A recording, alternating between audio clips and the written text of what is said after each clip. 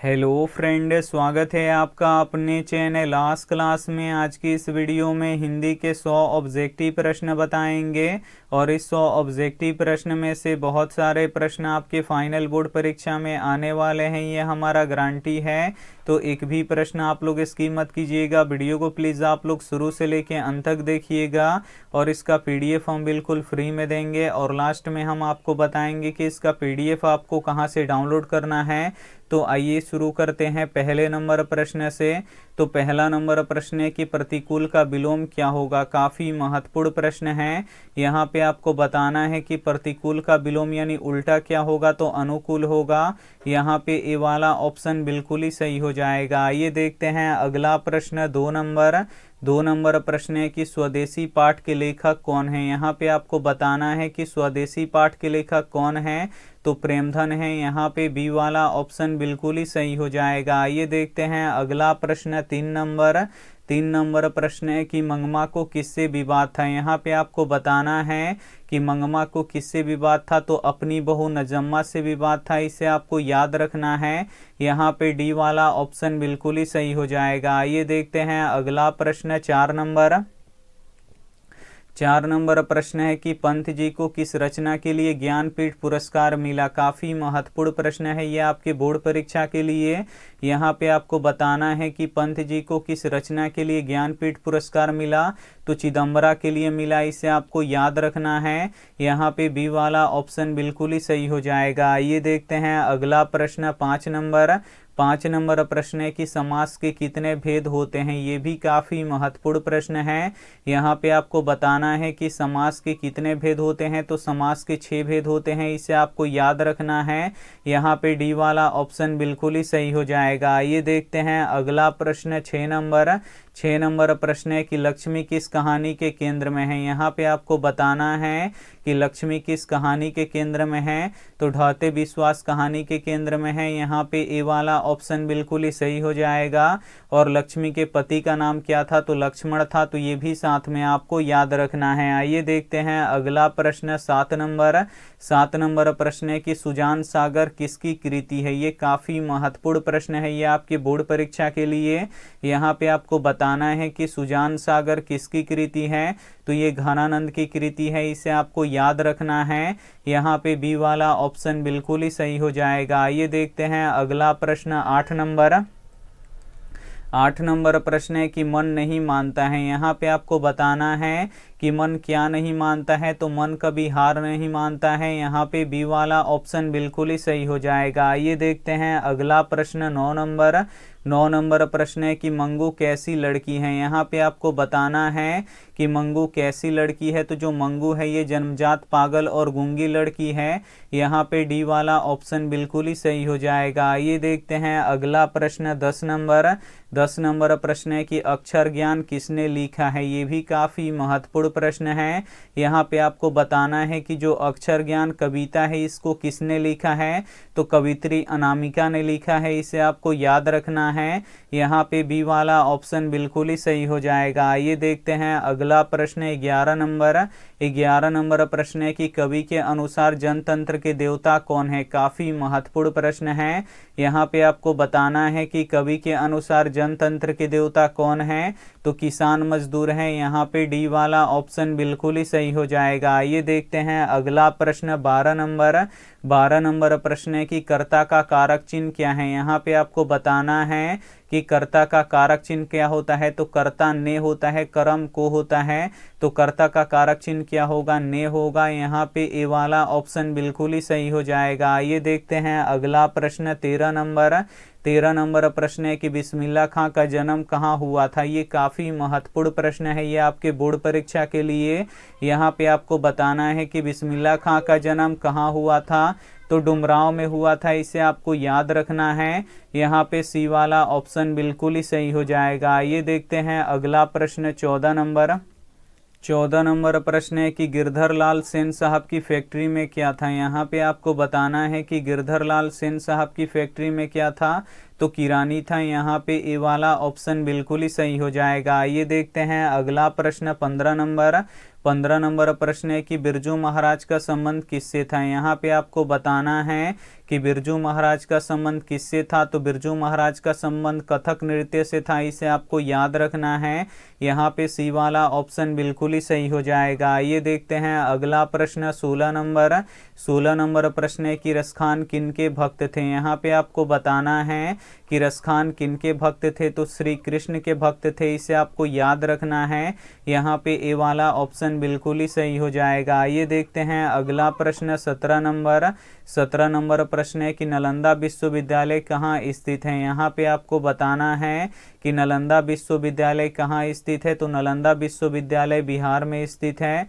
यहाँ पे ए वाला ऑप्शन बिल्कुल ही सही हो जाएगा। ये देखते हैं अगला प्रश्न 18 नंबर प्रश्न है कि शिक्षा और संस्कृति पाठ के लेखक कौन है। यहाँ पे आपको बताना है कि शिक्षा और संस्कृति पाठ के लेखक कौन हैं। तो महात्मा गांधी जी हैं। यहाँ पे सी वाला ऑप्शन बिल्कुल ही सही हो जाएगा। ये देखते हैं अगला प्रश्न 19 नंबर प्रश्न है कि पिताजी ने बाजार से कितनी मछलियाँ खरीदे थे। यहाँ पे आपको बताना है कि पिताजी बाजार से कितनी मछलियाँ खरीदे थे। तो 3 मछलियाँ खरीदे थे।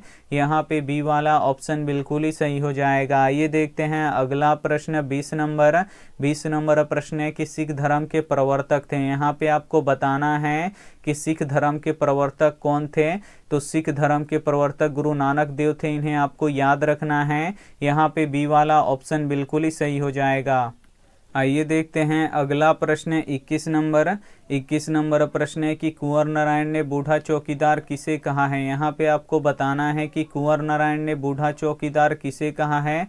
तो वृक्ष को कहा है। यहाँ पे सी वाला ऑप्शन बिल्कुल ही सही हो जाएगा। ये देखते हैं अगला प्रश्न 22 नंबर प्रश्न है कि निर्लज अपराधी किसे कहा गया है। यहाँ पे आपको बताना है कि निर्लज अपराधी किसे कहा गया है। तो निर्लज अपराधी नाखून को कहा गया है। यहाँ पे सी वाला ऑप्शन बिल्कुल ही सही हो जाएगा। ये देखते हैं अगला प्रश्न 23 नंबर प्रश्न है कि आविन्यो किस नदी के किनारे स्थित है। यहाँ पे आपको बताना है कि आविन्यो किस नदी के किनारे स्थित है। तो जो आविन्यो है ये रोन नदी के किनारे स्थित है, इसे आपको याद रखना है।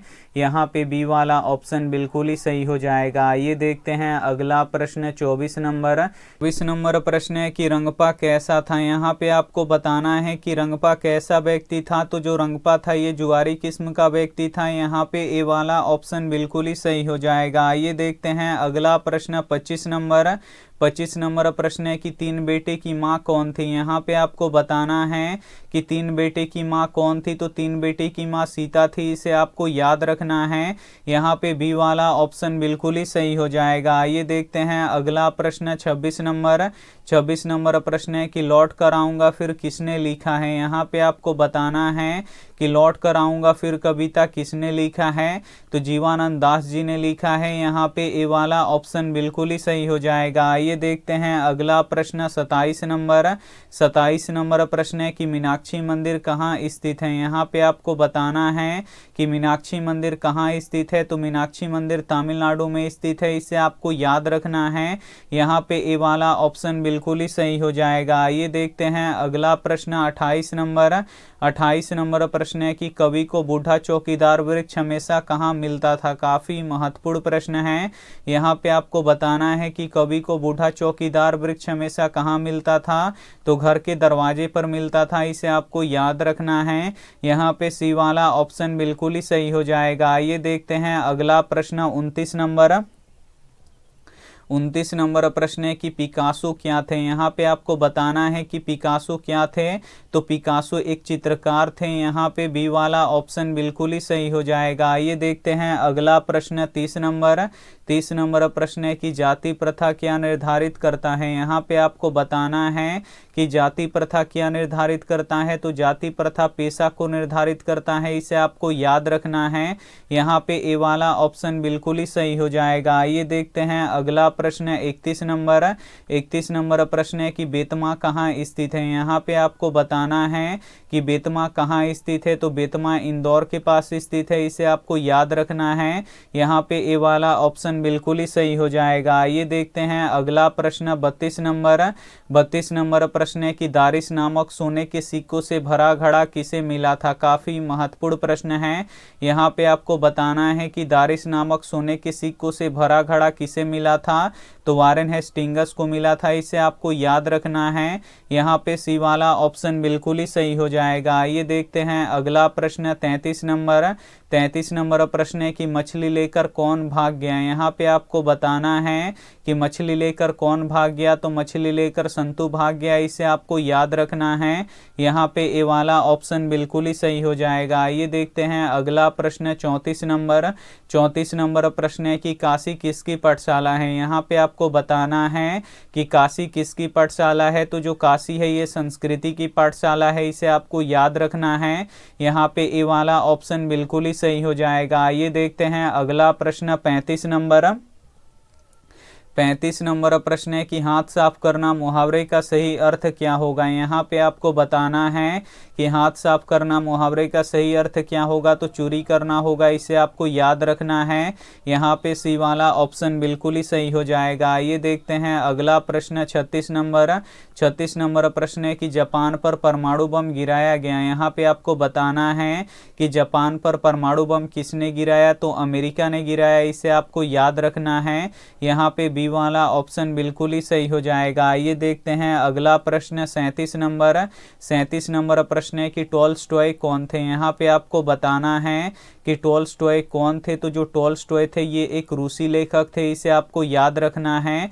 यहाँ पे ए वाला ऑप्शन बिल्कुल ही सही हो जाएगा। ये देखते हैं अगला प्रश्न 38 नंबर प्रश्न है कि मराठी किस भाषा में लिखी जाती है। यहाँ पे आपको बताना है कि मराठी किस भाषा में लिखी जाती है, तो मराठी देवनागरी लिपि में लिखी जाती है। इसे आपको याद रखना है।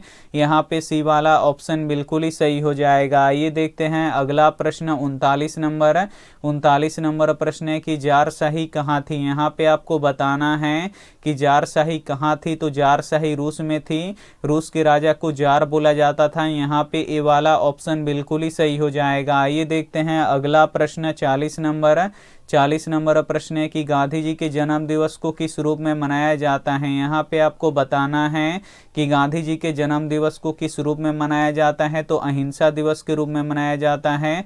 यहाँ पे बी वाला ऑप्शन बिल्कुल ही सही हो जाएगा। ये देखते हैं अगला प्रश्न 41 नंबर प्रश्न है कि सच्चा भारत कहाँ बसता है। यहाँ पे आपको बताना है कि सच्चा भारत कहाँ बसता है, तो सच्चा भारत गांव में बसता है। इसे आपको याद रखना है।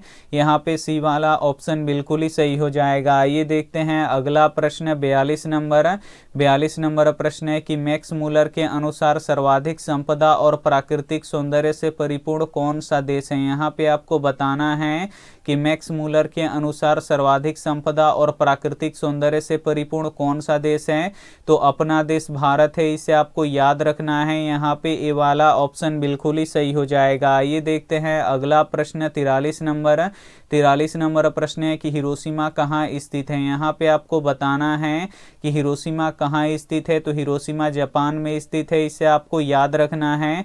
यहाँ पे डी वाला ऑप्शन बिल्कुल ही सही हो जाएगा। ये देखते हैं अगला प्रश्न 44 नंबर प्रश्न है कि उगते सूरज के देश किस देश को कहा जाता है। यहाँ पे आपको बताना है कि उगते सूरज के देश किस देश को कहा जाता है, तो जापान को कहा जाता है। इसे आपको याद रखना है। यहाँ पे डी वाला ऑप्शन बिल्कुल ही सही हो जाएगा। ये देखते हैं अगला प्रश्न 45 नंबर प्रश्न है कि स्वर वर्ण कितने होते हैं। यहाँ पे आपको बताना है कि स्वर वर्ण कितने होते हैं, तो स्वर वर्ण 11 होते हैं। इसे आपको याद रखना है।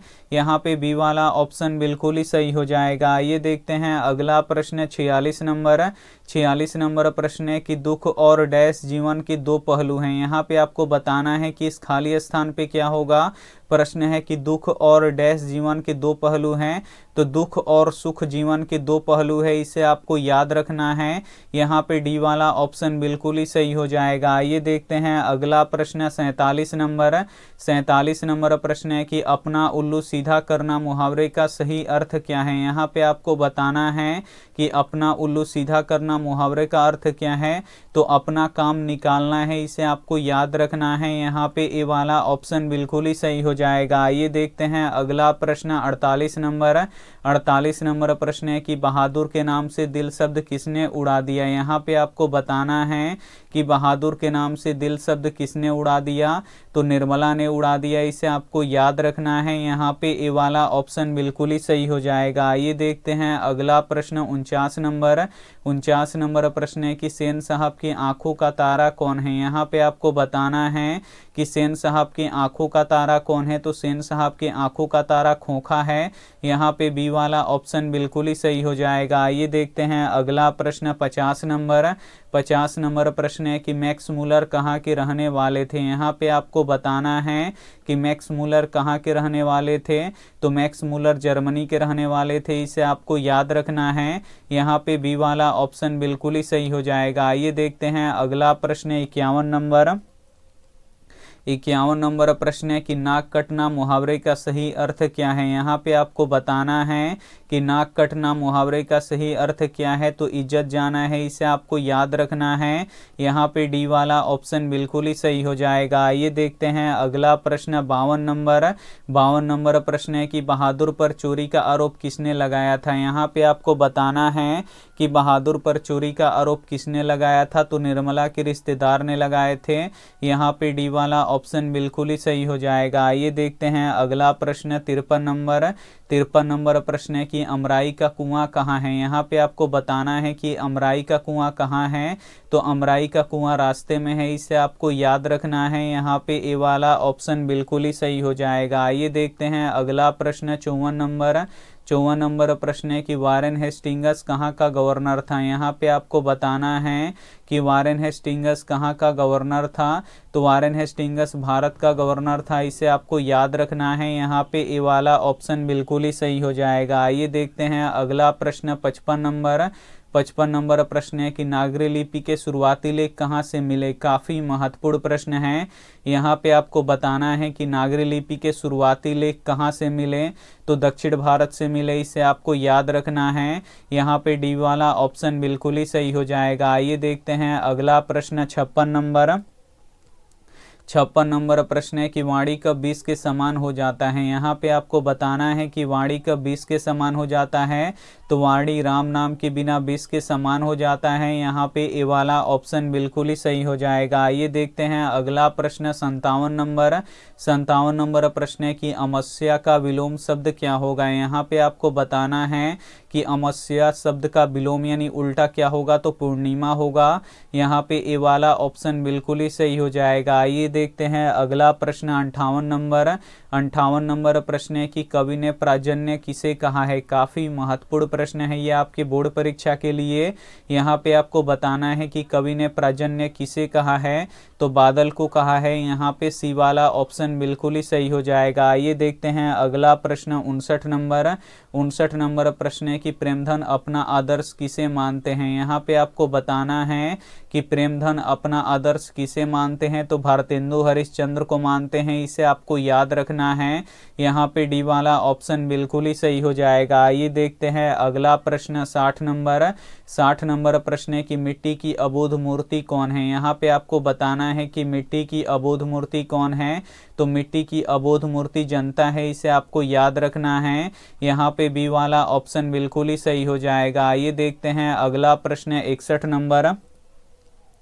61 नंबर प्रश्न है कि जो कुछ नहीं जानता उसे क्या कहते हैं। यहाँ पे आपको बताना है कि जो कुछ नहीं जानता उसे क्या कहते हैं, तो उसे अज्ञ कहते हैं। यहाँ पे सी वाला ऑप्शन बिल्कुल ही सही हो जाएगा। ये देखते हैं अगला प्रश्न 62 नंबर।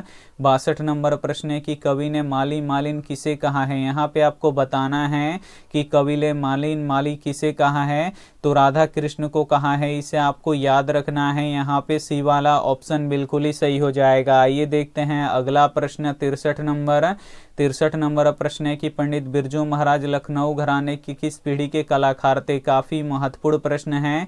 यहाँ पे आपको बताना है कि पंडित बिरजू महाराज लखनऊ घराने के किस पीढ़ी के कलाकार थे, तो 7वीं पीढ़ी के कलाकार थे। यहाँ पे बी वाला ऑप्शन बिल्कुल ही सही हो जाएगा। ये देखते हैं अगला प्रश्न 64 नंबर। 64 नंबर प्रश्न है कि बहादुर पर कितने रुपए का चोरी का आरोप लगा था। यहाँ पे आपको बताना है कि बहादुर पर कितने रुपए का चोरी का आरोप लगा था। तो बहादुर पर 11 रुपए का चोरी का आरोप लगा था। यहाँ पे बी वाला ऑप्शन बिल्कुल ही सही हो जाएगा। आइए देखते हैं अगला प्रश्न 65 नंबर प्रश्न है कि सीता के बेटों ने सीता को कितने रुपए माहवारी खर्च देने का निर्णय लिया। यहाँ पे आपको बताना है कि सीता के बेटों ने सीता को कितने रुपए माहवारी खर्च देने का निर्णय लिया। तो 50 रुपया माहवारी खर्च देने का निर्णय लिया। यहाँ पे ए वाला ऑप्शन बिल्कुल ही सही हो जाएगा। आइए देखते हैं अगला प्रश्न 66 नंबर प्रश्न है कि पपाती को कौन सा रोग था। यहाँ पे आपको बताना है कि पपाती को कौन सा रोग था। तो मेनिंजाइटिस रोग था, इसे आपको याद रखना है।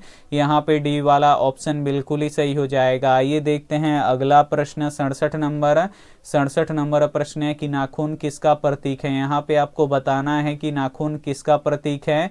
तो नाखून पशुता का प्रतीक है, इसे आपको याद रखना है। यहाँ पे डी वाला ऑप्शन बिल्कुल ही सही हो जाएगा। आइए देखते हैं अगला प्रश्न 68 नंबर प्रश्न है कि सेन साहब की मोटर कार कितने की है। यहाँ पे आपको बताना है कि सेन साहब की जो नई मोटर कार है ये कितने की थी। तो 7,500 की थी, इसे आपको याद रखना है। यहाँ पे सी वाला ऑप्शन बिल्कुल ही सही हो जाएगा। आइए देखते हैं अगला प्रश्न 69 नंबर प्रश्न है कि बहादुर कहाँ के रहने वाला था। यहाँ पे आपको बताना है कि बहादुर कहाँ का रहने वाला था। तो जो बहादुर था ये नेपाल का रहने वाला था। यहाँ पे सी वाला ऑप्शन बिल्कुल ही सही हो जाएगा। आइए देखते हैं अगला प्रश्न 70 नंबर प्रश्न है कि अंबेडकर के अनुसार भाईचारे का वास्तविक रूप है। यहाँ पे आपको बताना है कि अंबेडकर के अनुसार भाईचारे का वास्तविक रूप क्या है। तो दूध पानी के मिश्रण की तरह है, इसे आपको याद रखना है। यहाँ पे बी वाला ऑप्शन बिल्कुल ही सही हो जाएगा। आइए देखते हैं अगला प्रश्न 71 नंबर प्रश्न है कि किस देश के लोग बड़े बड़े नख पसंद करते थे। यहाँ पे आपको बताना है कि किस देश के लोग बड़े बड़े नख पसंद करते थे। तो गौड़ देश के लोग बड़े बड़े नख पसंद करते थे, इसे आपको याद रखना है। यहाँ पे ए वाला ऑप्शन बिल्कुल ही सही हो जाएगा। आइए देखते हैं अगला प्रश्न 72 नंबर प्रश्न है कि प्राचीन मानव का प्रमुख अस्त्र शस्त्र था। यहाँ पे आपको बताना है कि प्राचीन मानव का प्रमुख अस्त्र शस्त्र क्या था। तो नाखून था, इसे आपको याद रखना है। यहाँ पे बी वाला ऑप्शन बिल्कुल ही सही हो जाएगा। आइए देखते हैं अगला प्रश्न 73 नंबर प्रश्न है कि नाखून क्यों बढ़ते हैं। यह प्रश्न लेखक से किसने पूछा। काफी महत्वपूर्ण प्रश्न है। यहाँ पे आपको बताना है कि नाखून क्यों बढ़ते हैं, यह प्रश्न लेखक से किसने पूछा। तो छोटी बेटी ने पूछा, इसे आपको याद रखना है। यहाँ पे सी वाला ऑप्शन बिल्कुल ही सही हो जाएगा। आइए देखते हैं अगला प्रश्न 74 नंबर प्रश्न है कि सेन साहब अपने बेटे खोखा को क्या बनाना चाहते थे। यहाँ पे आपको बताना है कि सेन साहब अपने बेटे खोखा को क्या बनाना चाहते थे। तो इंजीनियर बनाना चाहते थे। यहाँ पे बी वाला ऑप्शन बिल्कुल ही सही हो जाएगा। आइए देखते हैं अगला प्रश्न 75 नंबर प्रश्न है कि बहादुर अपने घर से क्यों भागा था। यहाँ पे आपको बताना है कि बहादुर अपने घर से क्यों भागा था। तो माँ के मार के कारण से भागा था, इसे आपको याद रखना है। यहाँ पे डी वाला ऑप्शन बिल्कुल ही सही हो जाएगा। आइए देखते हैं अगला प्रश्न 76 नंबर प्रश्न है कि यंग इंडिया पत्रिका का संपादन किसके द्वारा किया गया था। काफ़ी महत्वपूर्ण प्रश्न है। यहाँ पे आपको बताना है कि यंग इंडिया पत्रिका का संपादन किसके द्वारा किया गया था। तो महात्मा गांधी जी के द्वारा किया गया था। यहाँ पे सी वाला ऑप्शन बिल्कुल ही सही हो जाएगा। आइए देखते हैं अगला प्रश्न 77 नंबर प्रश्न है कि निर्मला कौन थी। यहाँ पे आपको बताना है कि निर्मला कौन थी। तो जो निर्मला थी ये लेखक की पत्नी थी, इसे आपको याद रखना है। यहाँ पे बी वाला ऑप्शन बिल्कुल ही सही हो जाएगा। आइए देखते हैं अगला प्रश्न 78 नंबर प्रश्न है कि बहादुर का स्वभाव कैसा था। यहाँ पे आपको बताना है कि बहादुर का स्वभाव कैसा था। तो बहादुर कर्मठ और ईमानदार था, इसे आपको याद रखना है। यहाँ पे बी वाला ऑप्शन बिल्कुल ही सही हो जाएगा। आइए देखते हैं अगला प्रश्न 79 नंबर प्रश्न है कि पिताजी किससे नाराज थे। काफ़ी महत्वपूर्ण प्रश्न है। यहाँ पे आपको बताना है कि पिताजी किससे नाराज थे। तो पिताजी दीदी से नाराज थे, इसे आपको याद रखना है। यहाँ पे सी वाला ऑप्शन बिल्कुल ही सही हो जाएगा। आइए देखते हैं अगला प्रश्न 80 नंबर प्रश्न है कि दूसरे के इशारों पर भटकने वाले लोग को क्या कहते हैं। यहाँ पे आपको बताना है कि दूसरों के इशारों पर भटकने वाले लोगों को क्या कहते हैं, तो मूढ़ लोग कहते हैं। यहाँ पे बी वाला ऑप्शन बिल्कुल ही सही हो जाएगा। ये देखते हैं अगला प्रश्न 81 नंबर प्रश्न है कि मैक्स मूलर को वेदांतियों का वेदांती किसने कहा। काफी महत्वपूर्ण प्रश्न है ये आपके बोर्ड परीक्षा के लिए। यहाँ पे आपको बताना है कि मैक्स मूलर को वेदांतियों का वेदांती किसने कहा, तो स्वामी विवेकानंद ने कहा। इसे आपको याद रखना है। यहाँ पे ए वाला ऑप्शन बिल्कुल ही सही हो जाएगा। ये देखते हैं अगला प्रश्न 82 नंबर प्रश्न है कि मंगमा से कौन कर्ज मांग रहा था। यहाँ पे आपको बताना है कि मंगमा से कर्ज कौन मांग रहा था, तो रंगपा मांग रहा था। इसे आपको याद रखना है। यहाँ पे ए वाला ऑप्शन बिल्कुल ही सही हो जाएगा। ये देखते हैं अगला प्रश्न 83 नंबर प्रश्न है कि कवि अगले जन्म कहाँ लौटने की बात करता है। यहाँ पे आपको बताना है कि कवि अगले जन्म कहाँ लौटने की बात करता है, तो बंगाल में लौटने की बात करता है। इसे आपको याद रखना है। यहाँ पे बी वाला ऑप्शन बिल्कुल ही सही हो जाएगा। आइए देखते हैं अगला प्रश्न 84 नंबर प्रश्न है कि दूर से कौन ललकारता है। यहाँ पे आपको बताना है कि दूर से कौन ललकारता है, तो बूढ़ा चौकीदार वृक्ष ललकारता है। इसे आपको याद रखना है। यहाँ पे डी वाला ऑप्शन बिल्कुल ही सही हो जाएगा। ये देखते हैं अगला प्रश्न 85 नंबर प्रश्न है कि भारत माता की आंखें झुकी हुई हैं। यहाँ पे आपको बताना है कि भारत माता की आंखें झुकी हुई हैं, तो भारत माता की आंखें चिंता से झुकी हुई हैं। इसे आपको याद रखना है। यहाँ पे सी वाला ऑप्शन बिल्कुल ही सही हो जाएगा। ये देखते हैं अगला प्रश्न 86 नंबर प्रश्न है डॉक्टर अंबेडकर की माता का नाम क्या था। यहाँ पे आपको बताना है कि डॉक्टर अंबेडकर की माता का नाम क्या था, तो भीमाबाई था। इसे आपको याद रखना है। यहाँ पे डी वाला ऑप्शन बिल्कुल ही सही हो जाएगा। ये देखते हैं अगला प्रश्न 87 नंबर प्रश्न है कि कौन प्राचीनतम भाषा है। यहाँ पे आपको बताना है कि इनमें से कौन प्राचीनतम भाषा है, तो जो संस्कृत है ये प्राचीनतम भाषा है। यहाँ पे सी वाला ऑप्शन बिल्कुल ही सही हो जाएगा। ये देखते हैं अगला प्रश्न 88 नंबर प्रश्न है कि नखधर मनुष्य आज किस पर भरोसा कर रहा है। यहाँ पे आपको बताना है कि नखधर मनुष्य आज किस पर भरोसा कर रहा है, तो एटम बम पर भरोसा कर रहा है। यहाँ पे सी वाला ऑप्शन बिल्कुल ही सही हो जाएगा। ये देखते हैं अगला प्रश्न 89 नंबर प्रश्न है कि सेन साहब की नई मोटर कार किस रंग की थी। काफी महत्वपूर्ण प्रश्न है। यहाँ पे आपको बताना है कि सेन साहब की नई मोटर कार किस रंग की थी, तो काली रंग की थी। यहाँ पे सी वाला ऑप्शन बिल्कुल ही सही हो जाएगा। ये देखते हैं अगला प्रश्न 90 नंबर प्रश्न है कि मंगू की बड़ी बहन कौन थी। यहाँ पे आपको बताना है कि मंगू की बड़ी बहन कौन थी, तो कमू थी। इसे आपको याद रखना है। यहाँ पे बी वाला ऑप्शन बिल्कुल ही सही हो जाएगा। ये देखते हैं अगला प्रश्न